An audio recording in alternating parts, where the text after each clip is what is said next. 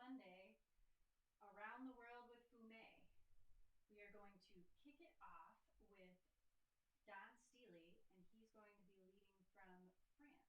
So uh, we're hoping this will give you at least a little bit of travel around the world from the comfort of your living room. So without further ado, I will bring Don Steely up.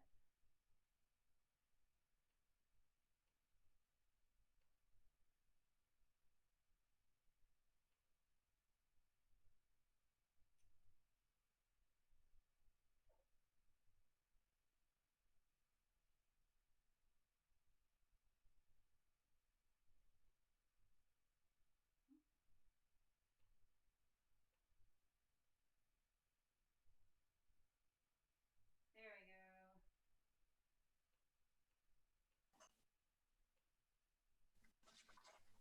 Hey there, Don. Hey, we're here. Sorry, I'm switching. I'm going back and forth between a few things. So this is our Twitch, first twitch. visit with eCam. So I'm going to leave you to it. Okay, I see. I'm good to go now. She's gone. Oh, okay. Well, hello everybody. And really, I assume most everybody, our listening audience, knows who all the players are, but I'll just say my name is Don Stilley, and we're updated. All right. Trying to figure out how I was going to do a night of, well, it's actually a short set of French tunes that we were celebrating that fine country, very musical country, France. And their wealth of material still coming out of France. And this is I decided to try and do something sweet. Sweet is sort of a large piece, a large piece of music made out of several small pieces of music. And there was connecting thematic connection between the two. I'm not exactly sure how much that I'm going to do because I should be playing instead of talking the whole night. So I'm going to start. This is a suite. And in the suite, you're going to hear a variety of tunes, French tunes, C'est si bon, Darling, Je vous aime beaucoup, Under Paris Skies, Ali Bazan, Mademoiselle, Domino, and let's see, what do I got here? Okay, Our Language of Love. Yes, right. Beautiful tune from Irma Reduce. Okay, and standard tunes like Charade, but still it comes in French genre. So here we are. We'll start off. I don't know how I'm going to start. I don't know where we're going to go. We're just going to find out together. So here we are.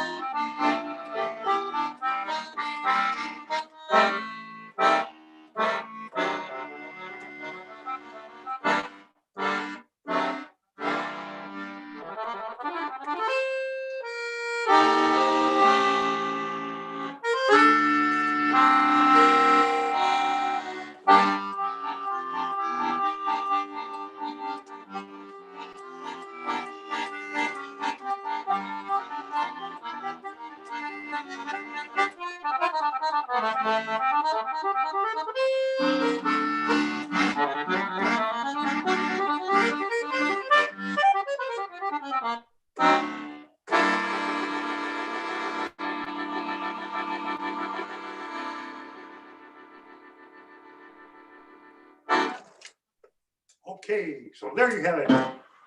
Whoops. Yeah, I want to get into the scene too. Anyway, we of course ended appropriately. Autumn Leaves. I don't really remember the pronunciation of the French title, but it's beautiful. I'll try and get that straight sometime. But anyway, as always, I enjoyed it tremendously. And my wife thanks you. I thank you. And I hope we do this again soon. And as always, I'm going to go home and practice. So thank you so much. That was beautiful, Dan. Thank you so much. My pleasure, Christy. Glad to be part of it, as always. Oh, yeah. Always happy to have you here. Great to hear you. Thank you much. It's great to have a venue to play in regularly, and us players, I mean, it's a beautiful thing. You gotta admit. What was that again? It's a comfy venue, you gotta admit. Oh, yeah. Yeah, definitely. No pressure. Everybody's mellow and calm. And wait a minute. Is this for real? Yeah, it is. We will see you soon. Have a happy new year in the meantime. And you too. Don't drink too much, but, just, have a good time. I'll do my best. Okay. Thanks a lot, Christy. Thank you, Dan. See you next time. Yes, indeed. Bye-bye now.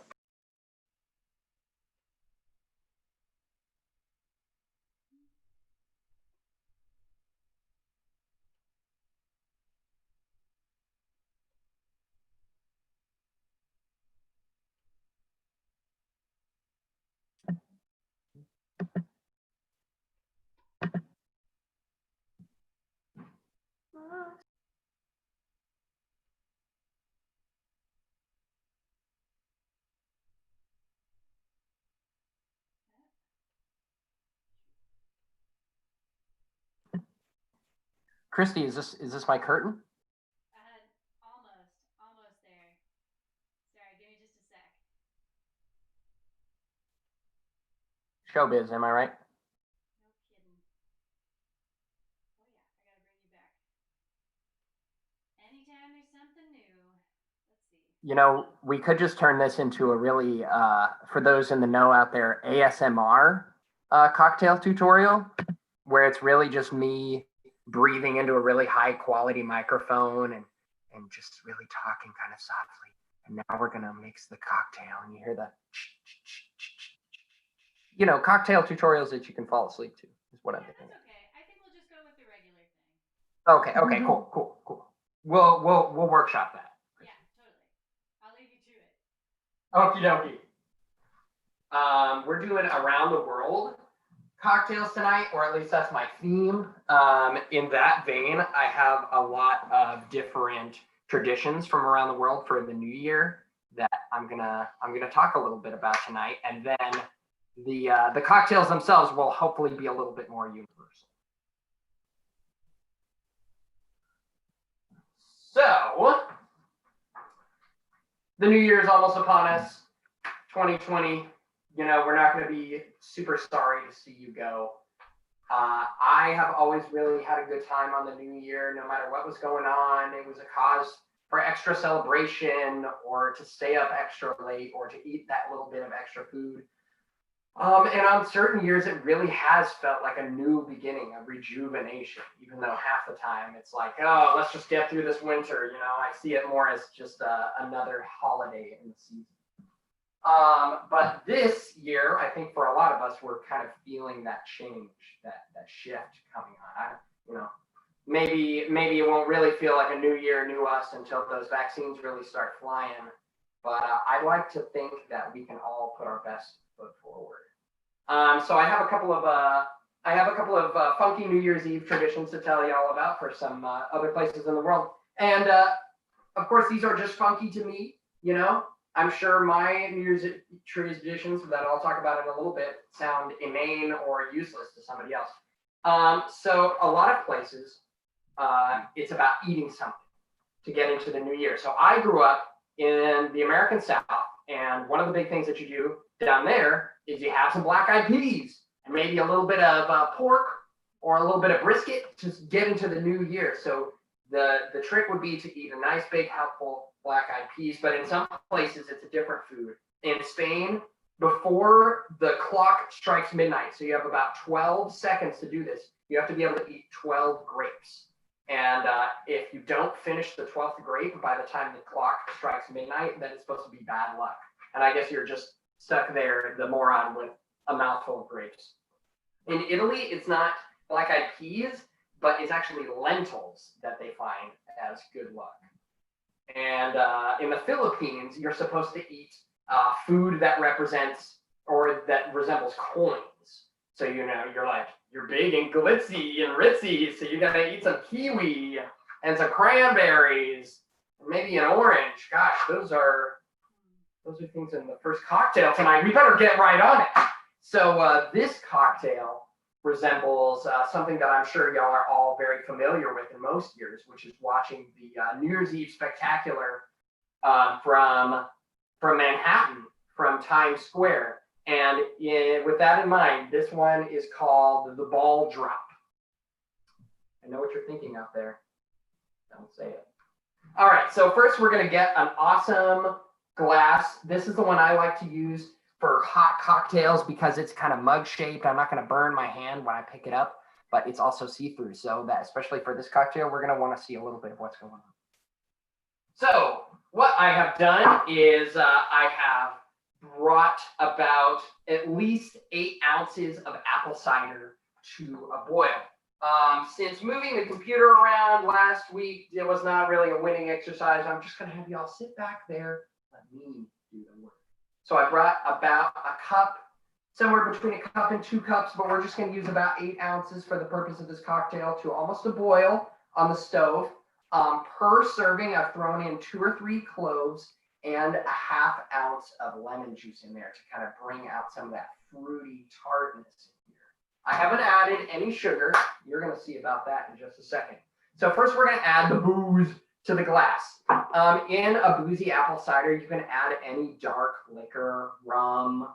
You can do a fun whiskey. You can do a brandy. But with stuff like rum and brandy, for the most part, you're not going to get as much of the flavor of the spirit itself in the cocktail. It's going to be more about featuring the apple juice or whatever spices or goodies you put in there. But tonight, this cocktail feels about this past year. So there have been a lot of good things for me and hopefully for some of y'all out there in the past year, but it's also been bitter. So I'm going to start off with a little bit of a bitter Amaro. This comes from an awesome all-female owned and operated spirit maker called Brovo that exists on the West Coast. This is their Amaro number 16.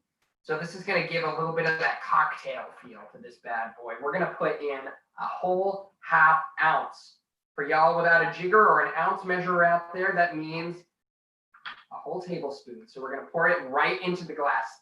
Really, neither of these cocktails, even though they can be a little involved in terms of preparation, neither of them are going to be too tough to actually mix together. So we have about a 1/2 ounce of Amaro in there. And now we're going to put in the whiskey.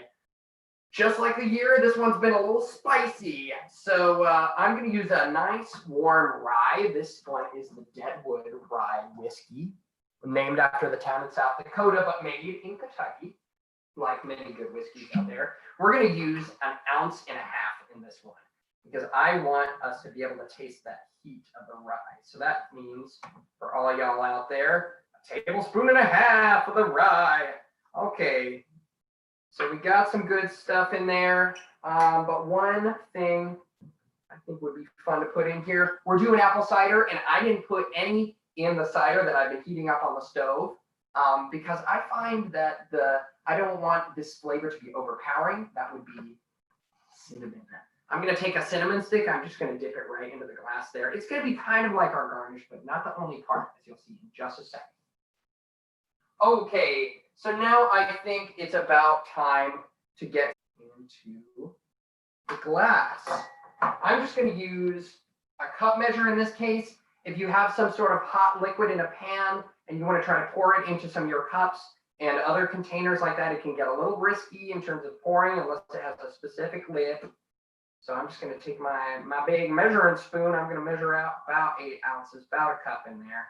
It's okay if you get some of the cloves in there. They're not going to hurt anybody. You know, I think I'm actually going to do a little bit less than a cup.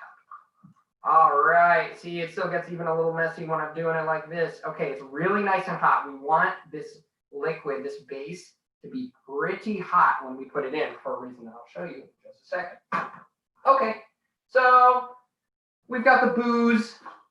We've got some aromatics in there, the amaro, the cloves, and we've got the apple cider, of course, which is very important. And now I want to add the most important part, which is our garnish.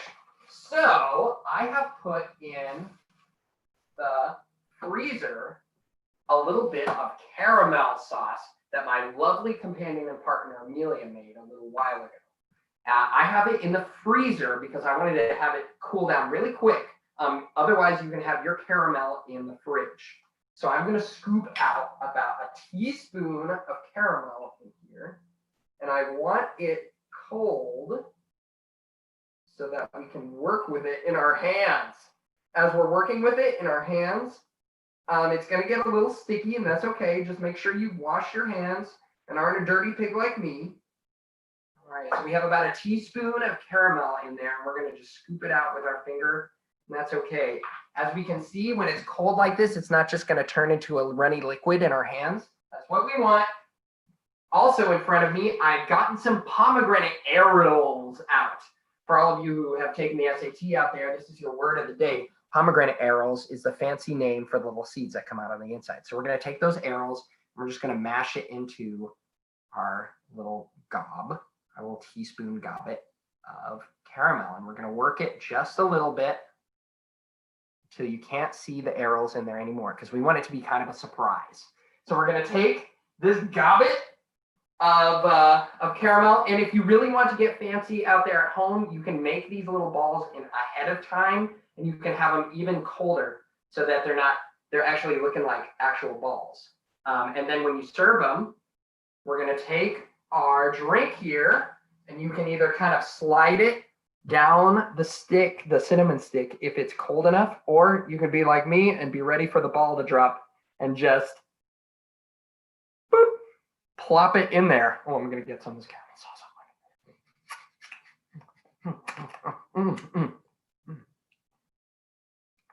Awesome.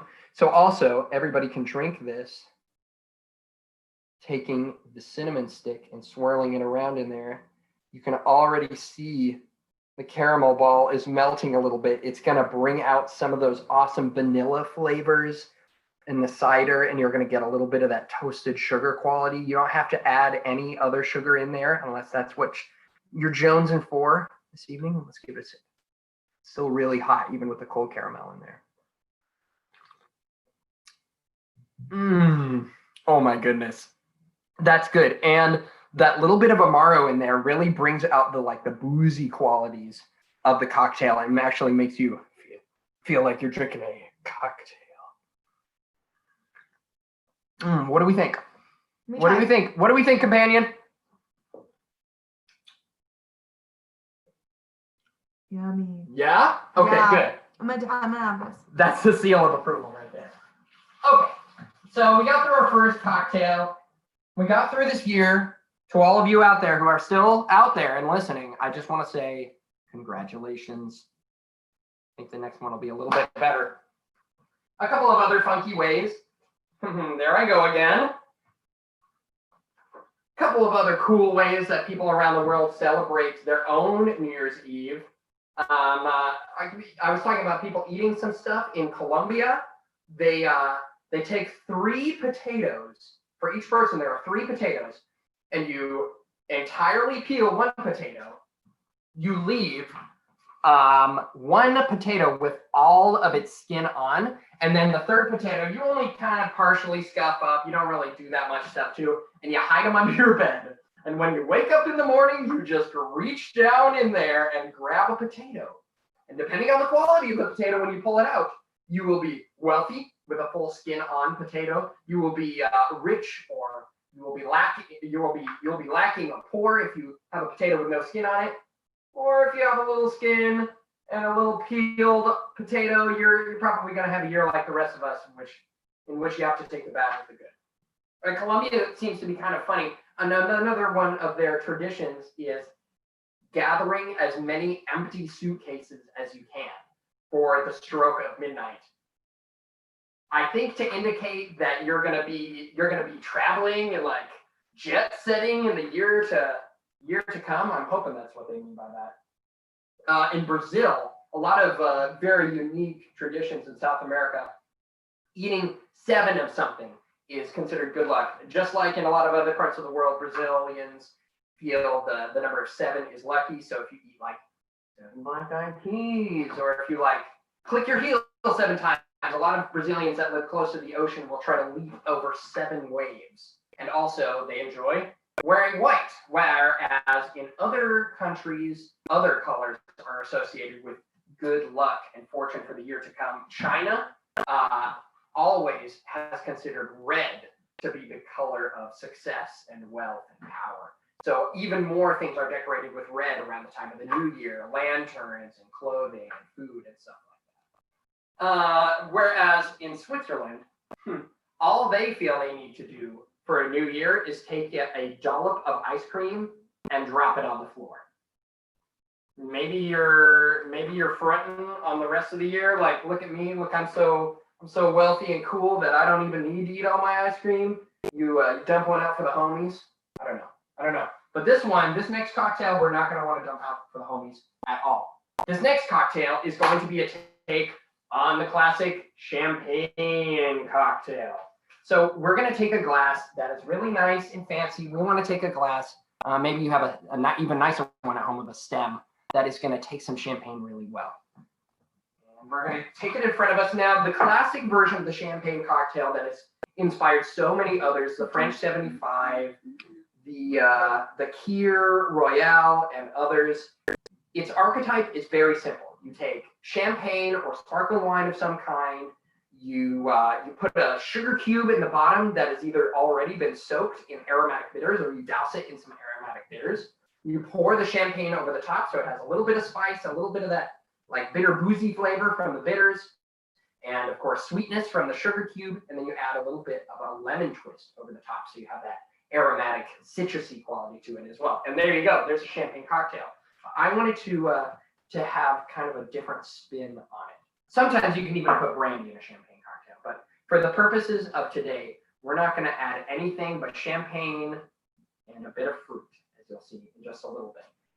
So I was thinking about this, and I wanted to give it a little bit of my own spin while keeping some of the original flavors intact. So instead of that lemon twist, I think we're going to incorporate some other flavors into the garnish. So for all y'all out there, I want you to take a cranberry, and we're going to set it off to the side. We're going to take an orange, and we're going to get a bit of the peel off. I'll give you all a little quick and dirty demo on peeling fruit with a peeler for cocktail garnishes. We're going to put the edge of the peeler gently up against the skin of the fruit. Depending on how thick the skin is, you're going to have to apply more or less pressure.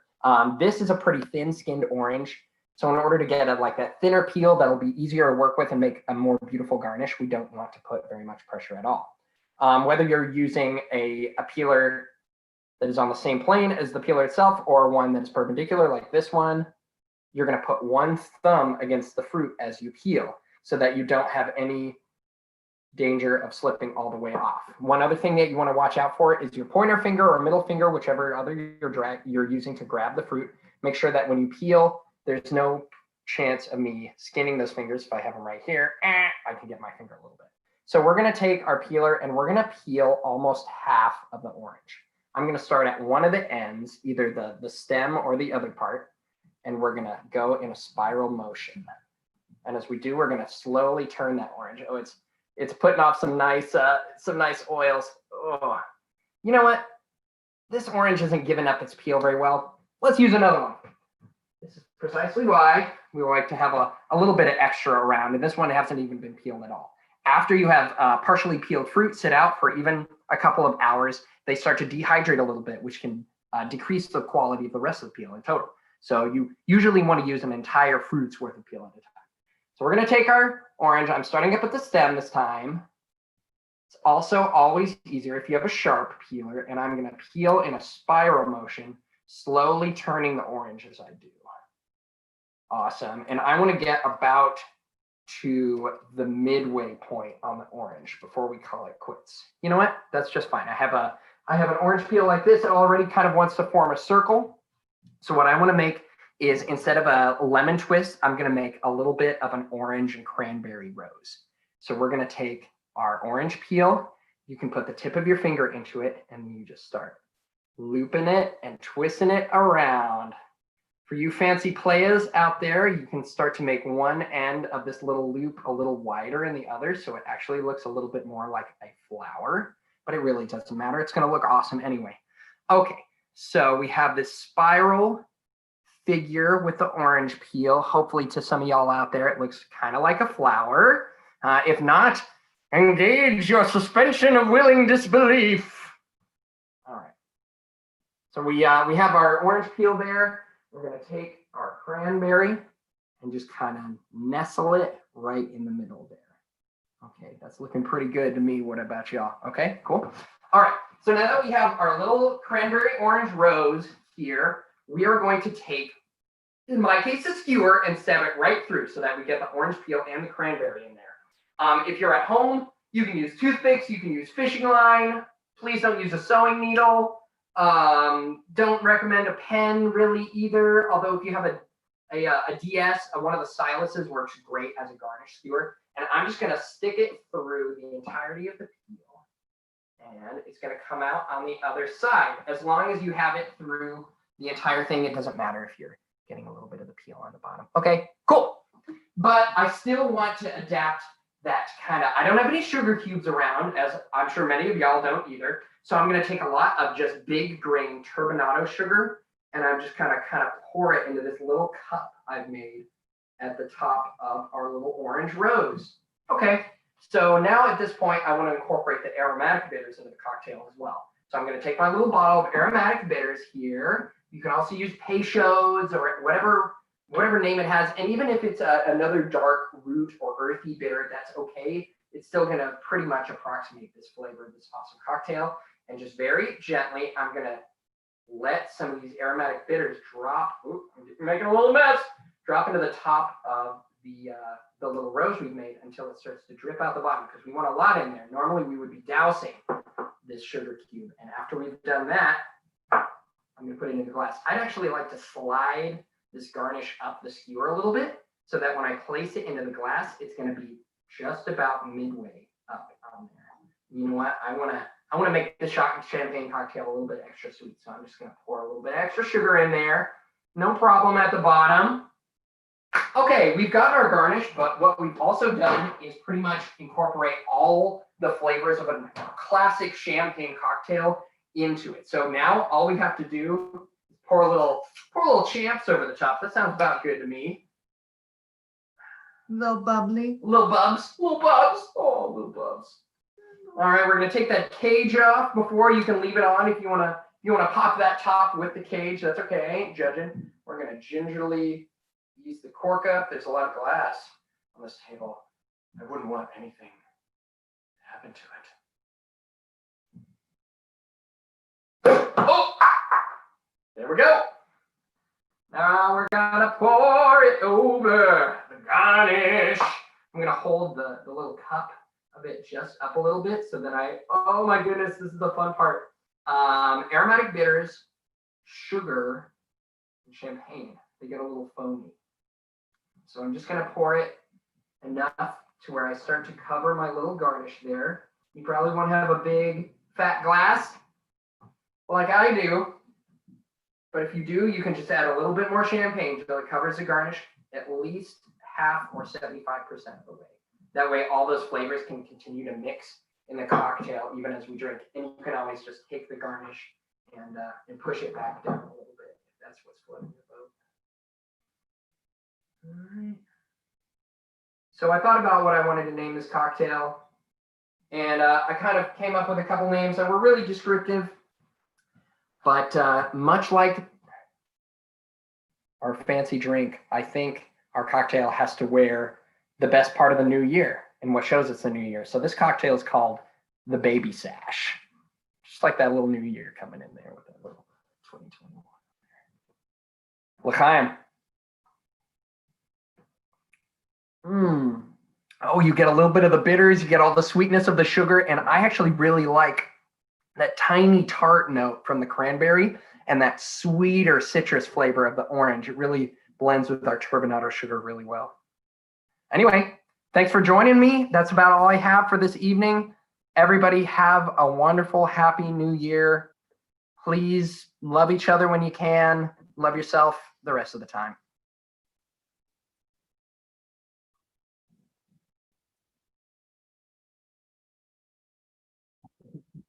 Happy New Year!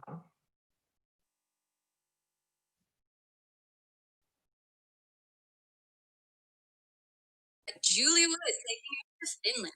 Hey, Newt, hey, that cocktail stuff looks so good. And I'm high and dry over here. Well, not high, just dry. Yeah, nyt me menemme Suomeen. We're going to Finland. And the first little number is called Ken voi tyynessä seilata. Who can sail in the calm? A lot of their folk songs are in minor keys, but I did find one in a major key that I can do. So here we go. Who can sail in the calm?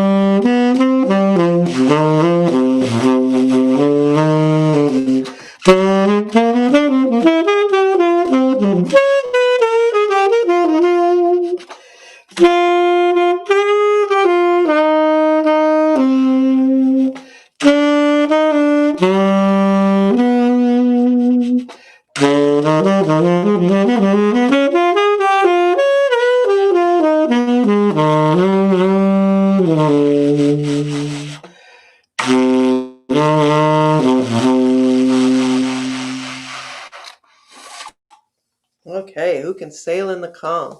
I made a few CDs of these folk songs, and we did them in jazzy styles, so that's why you hear me riffing a little on the basic melody.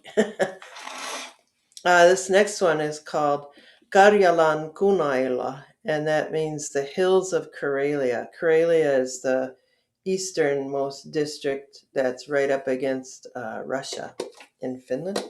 And it's a beautiful area. So here's the hills of Karelia.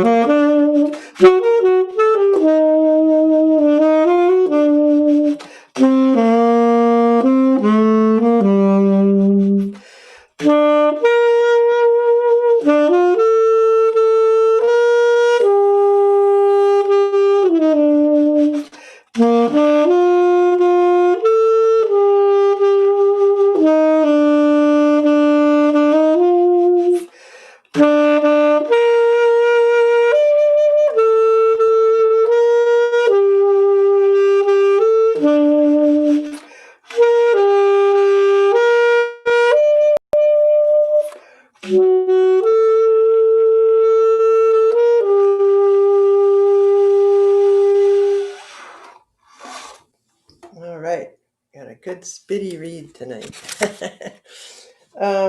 This next one is a jaunty little tune that's actually in a major key. Woohoo!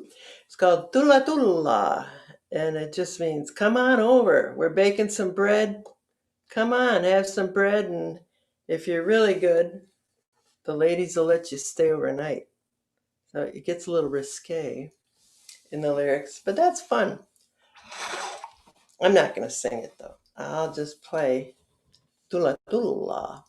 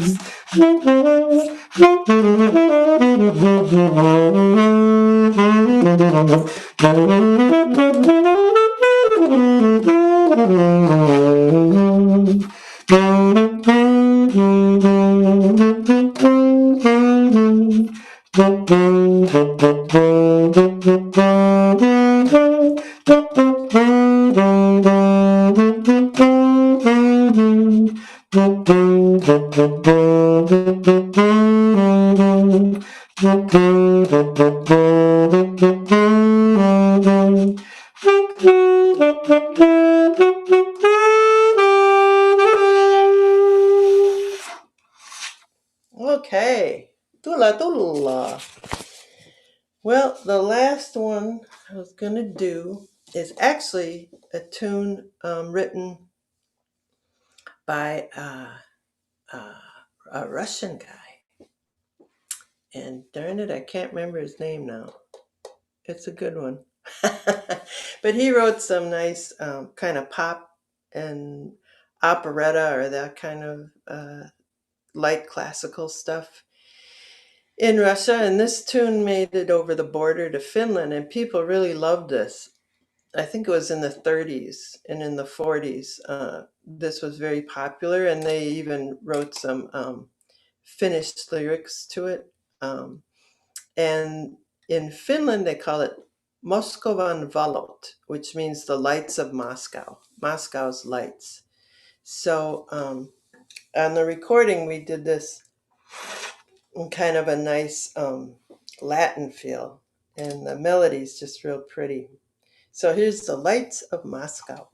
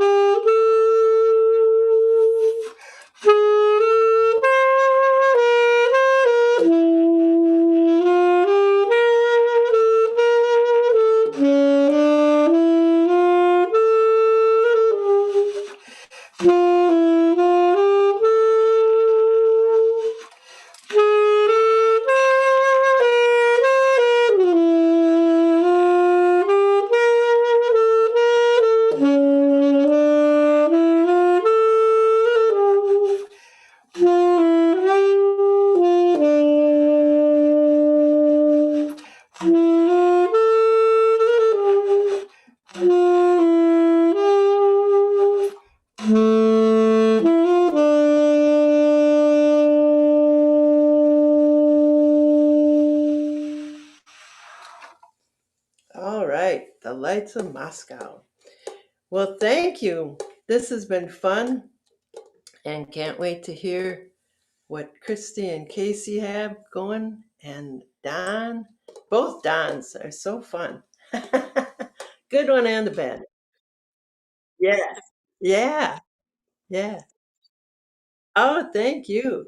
And if anybody wants a CD of Finnish folk songs jazzed up, just drop me a line. Oh, yeah, it's juliewoodsax.com. And that's Juli, no E on the end of that. And Happy New Year, everybody. Yeah, yeah, yeah. Onnellista uutta vuotta. That's Happy New Year in Finnish. Onnellista uutta vuotta. No niin. Okay. Hey, hey, everybody. Bye-bye. Okay, bye.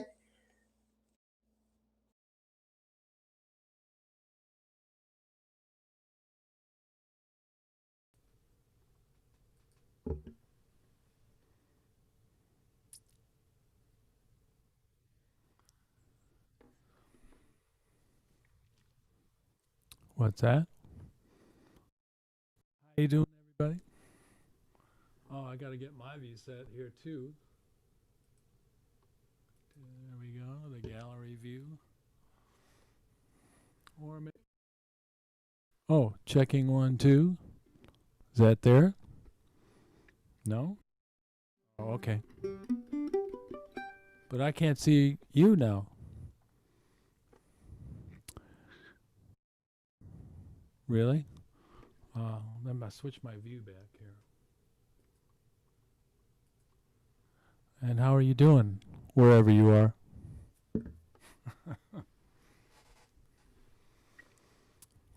I must have been cut loose here. So I'll get right to it, I guess. Great to be back with everybody again on December 28th for International Night, Manouche Monday. And I'm the guy that picked Brazil. We've talked about it a few times before about how Brazil has a beautiful mandolin tradition. They have a style called choro, and one of the main proponents of that style was the great Jaco de Bandolim, Jake, the mandolin guy. And he was prominent not only as mandolin player, but as one of the greatest composers in the choro style. So I'm going to open up with a tune of his. And after that, I've got another brilliant, all-time great composer, musician that Brazil is known for. And that's, of course, Antonio Carlos Jobim. And I think I've got two of those for you tonight. Yeah. So here we go.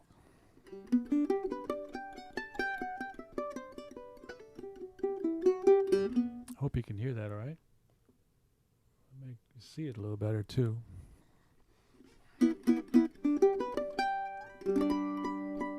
So to begin, Noites Cariocas, which means Rio Nights.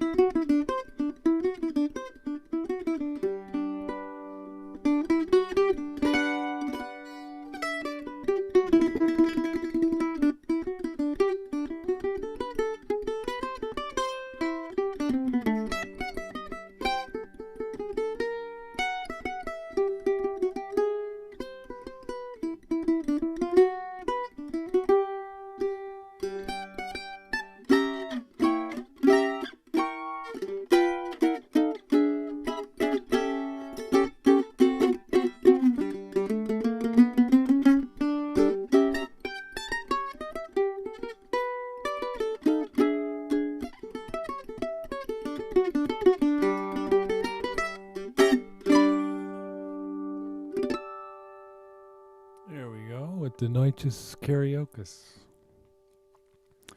Jacob do Bandolim.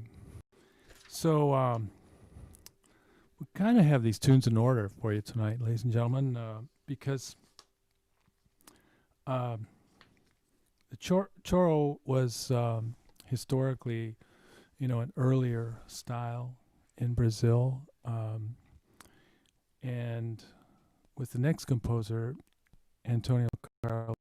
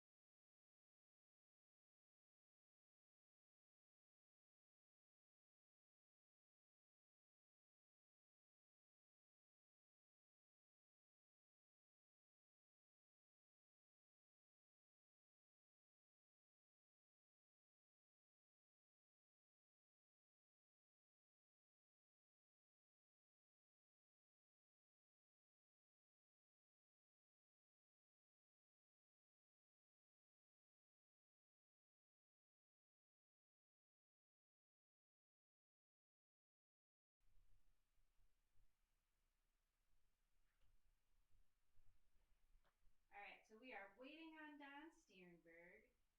Gonna see if we can get his sound working. Trying out a couple of different things tonight that are newer. Um,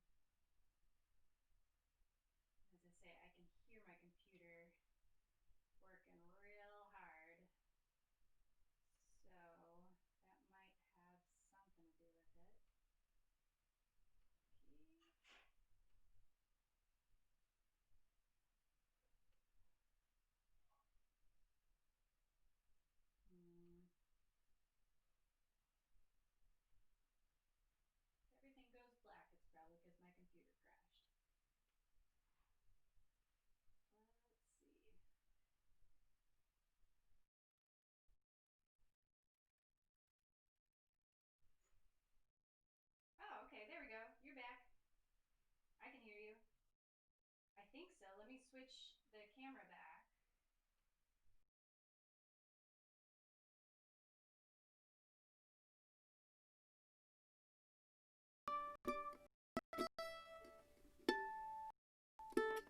You probably just wanted me to tune.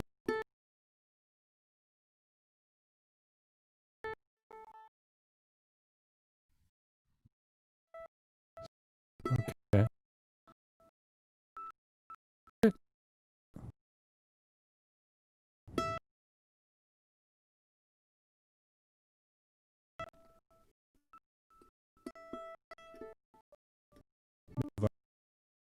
Oil fans logging Yeah, I can hear him good.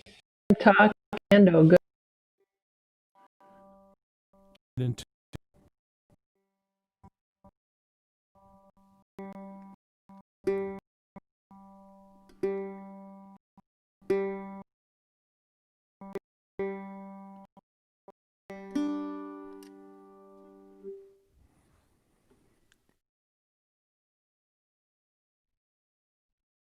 Okay.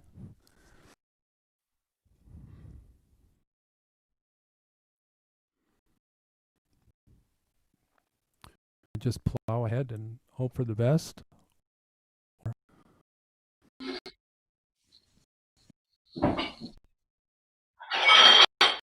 Yeah.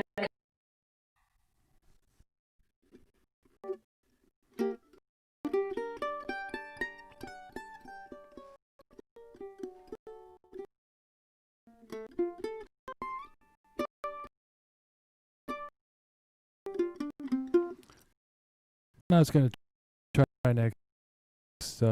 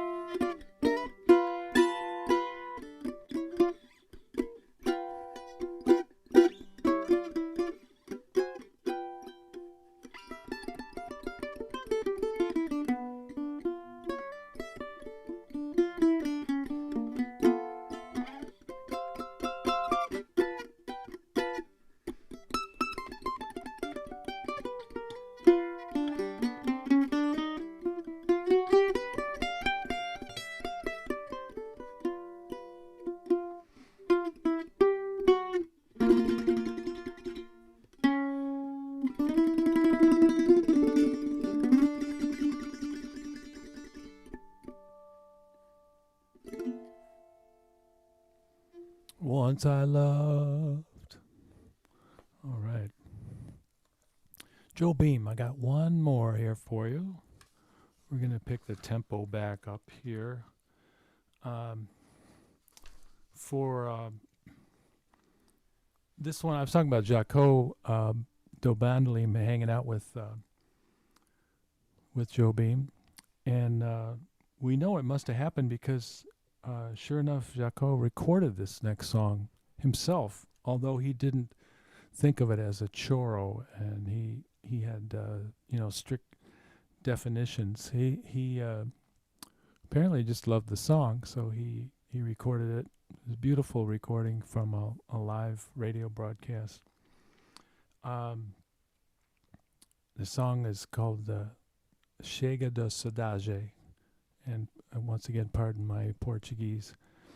It's also known as No More Blues, and you get cats like Dizzy Gillespie playing it and all manner of guitar players. It has a great lyric by John Hendricks. The No More Blues lyric is by John Hendricks, and of course has nothing to do with the original Portuguese lyric, which I know saudade means a feeling or a vibe, I guess, and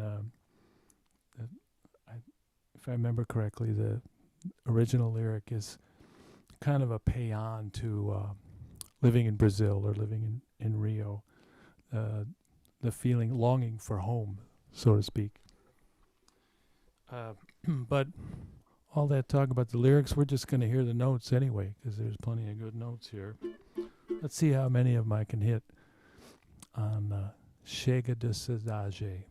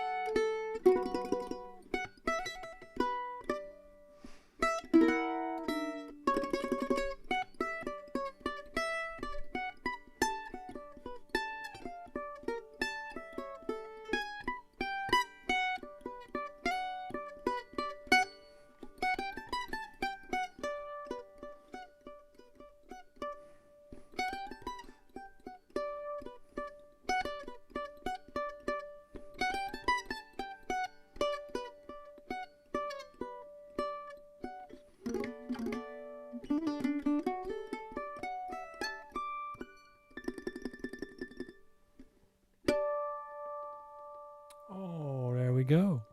Chega de Saudade. Thanks so much, everybody.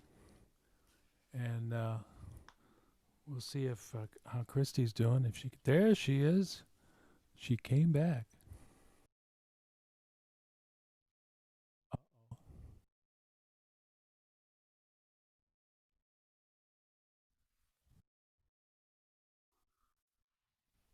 Okay.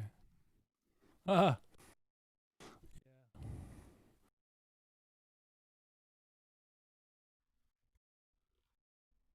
Oh, okay. Yeah, I get that a lot. You know, when I play, somebody gets angry. You know, maybe it's good that this time it's the computer. That might be actually a good thing. But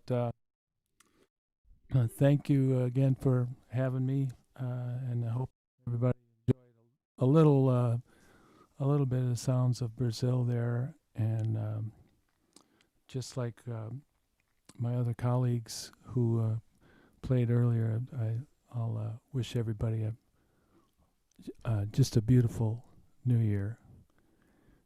So, everybody be careful and take good care, and we'll see you back here sometime next year. Obrigado. Bye bye.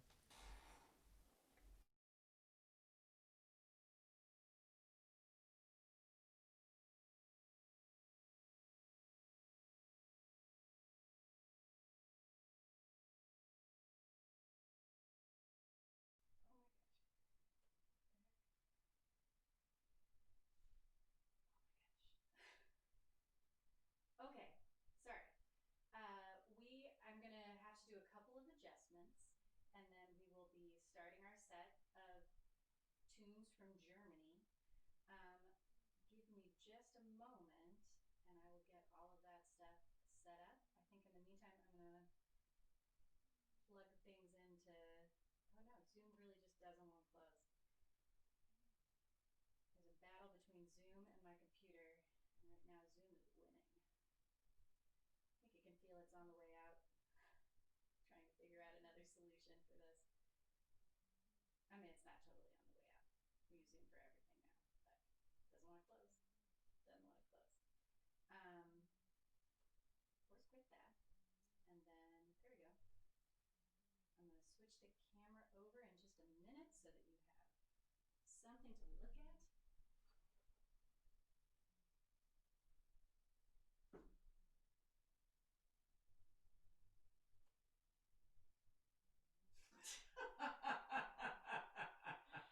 It's going swimmingly.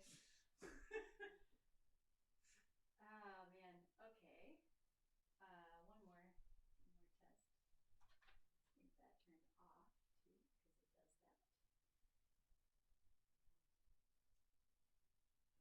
Okay. That's black.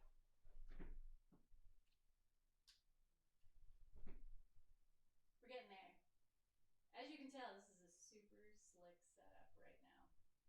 It's pretty great.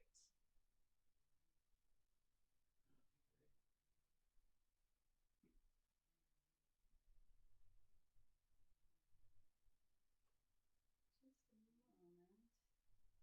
Hey. Okay. Try one thing real quick. Yep, still doing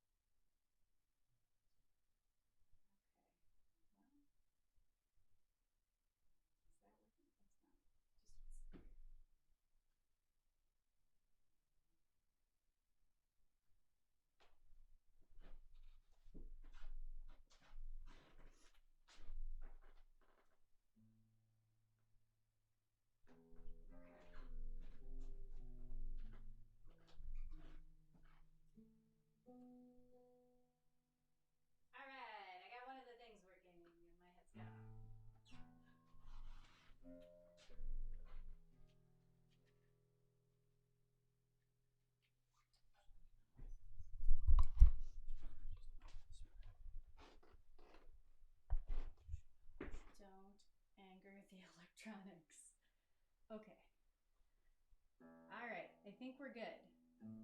So, our first song, as I'm sure you'll be glad to hear, is just a little bit of a cop-out.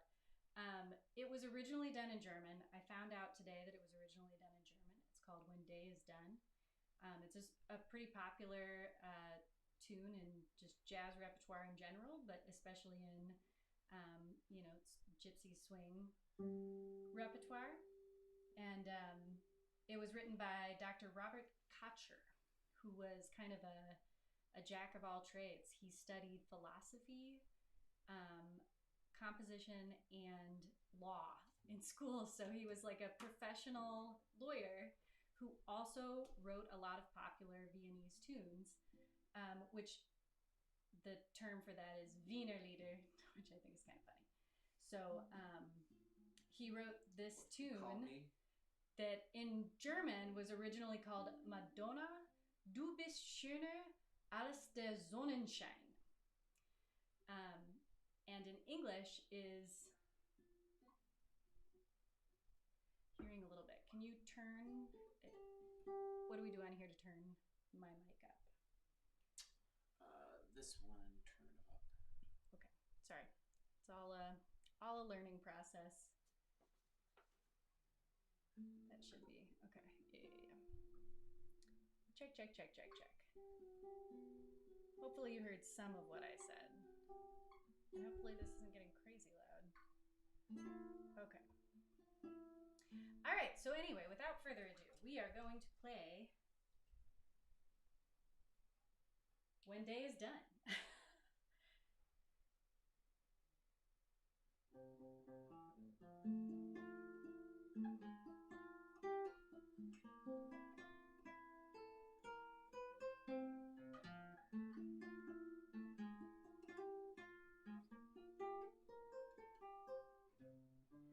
When day is done and shadows fall, I dream of you.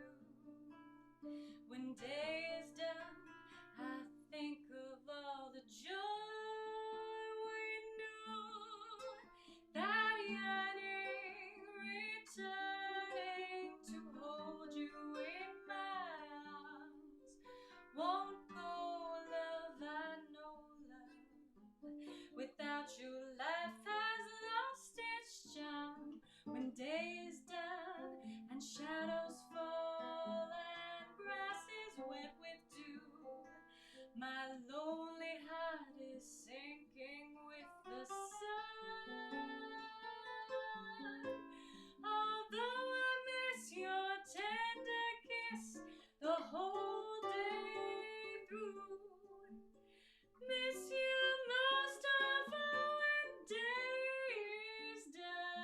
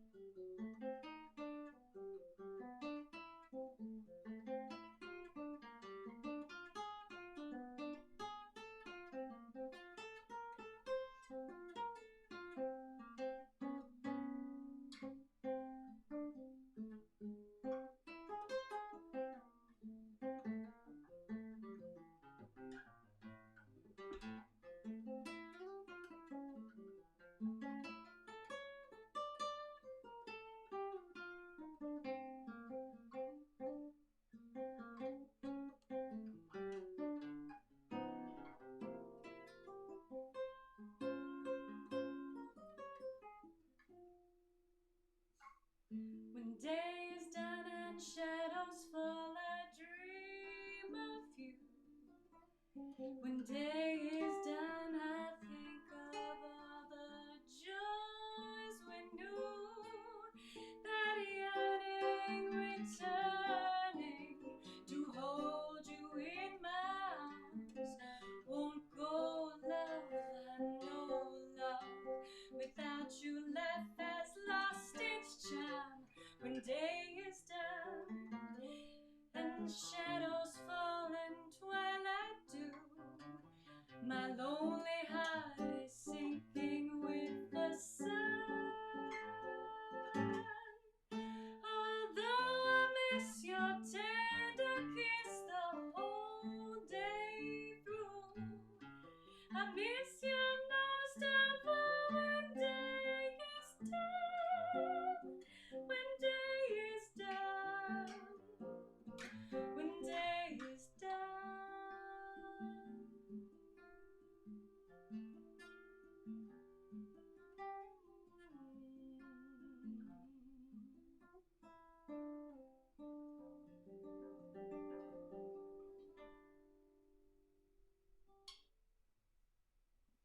When day is done. Or Madonna, du bist schöner als der Sonnenschein. Still trying to figure out the camera thing, sorry. The next tune that we're going to do is in German, so it will actually feel more like you are in Germany, I hope. It is a beautiful ballad that we've done for years now. Leave it. It is called Bei dir war immer so schön, which is, it was written for a 1938 operetta called Anita und der Teufel, and that one starred Rosita Serrano. So check it out, look it up. But it's been used in a few other films since then. You know how you do, as a lot of these tunes end up having kind of a long history just out of being used in several different films and operettas and all of those sorts of things. So without further ado.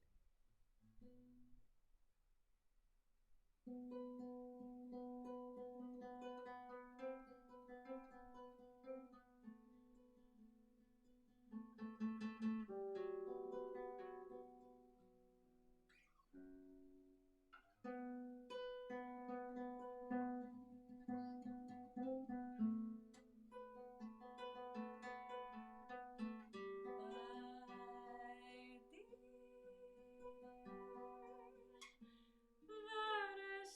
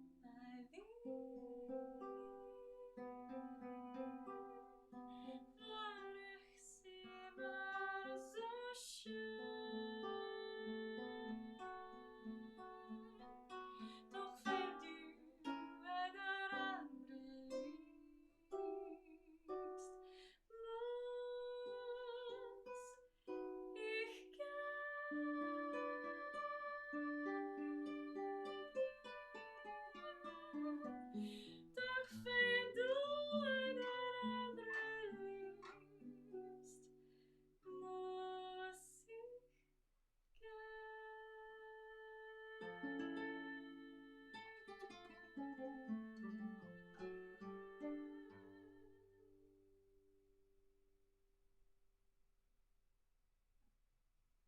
The lyrics to that one are really nice. They really sad, but really lovely.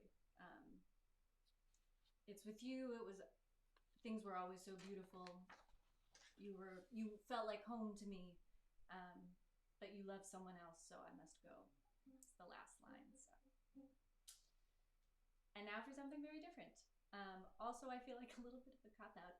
The thing about Christmas to New Year's is you don't get as much done as you think you will.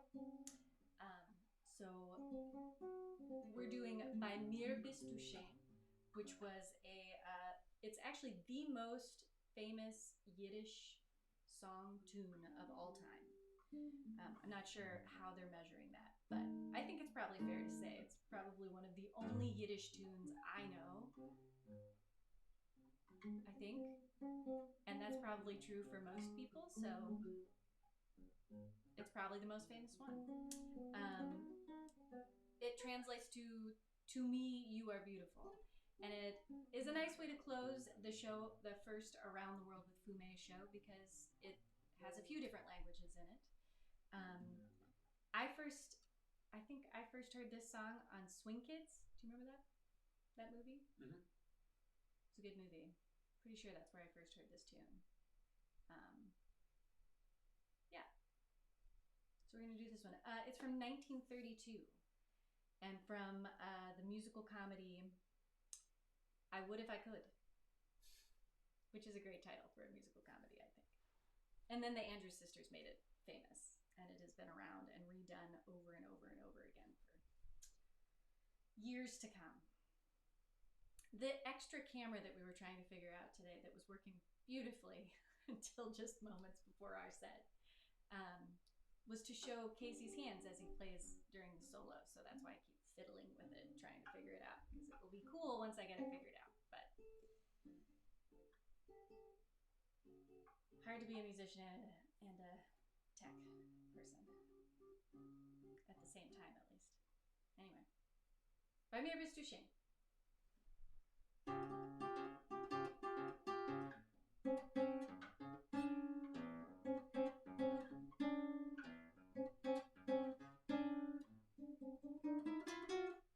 Bei mir bist du schön, please let me explain. Bei mir bist du schön means you're grand. Bei mir bist du schön, again I'll explain. Means you're the fairest in the land. I could say Bela, Bela, even say wunderbar. Each language only helps me tell you how grand you are. I've tried to explain. Bei mir bist du schön, so kiss me, say you'll understand.